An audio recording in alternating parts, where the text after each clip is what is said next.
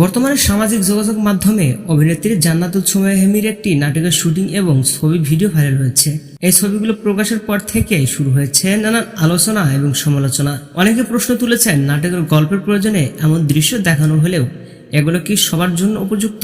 একদল দর্শকদের দাবি, বর্তমান সময়ে ছোট বড় সবাই মোবাইল নাটক দেখছে, তাই নির্মাতাদের এমন বিষয়বস্তু তৈরির সময় আরও দায়িত্বশীল হওয়া উচিত। কারণ একটি নাটক শুধু বিনোদন নয়, সমাজের উপর কিছুটাও প্রভাব ফেলতে পারে। তবে অন্যদিকে অনেকে মনে করিয়ে দিচ্ছেন, এটি একটি স্থির ছবি বা কয়েক সেকেন্ডের ক্লিপস দেখে পুরো নাটকের গল্প বিচার করা ঠিক নয়। অনেক সময় এমন দৃশ্য গল্পের একটি গুরুত্বপূর্ণ অংশ হয় এবং শেষ পর্যন্ত নাটকটি ইতিবাচক বার্তায় দেয়। কোনো ছবি বা ভিডিও দেখে তাড়াহুড়া করে সিদ্ধান্ত না নিয়ে পুরো নাটক দেখার পর মতামত দেওয়া সবচেয়ে বড় যুক্তিসঙ্গত।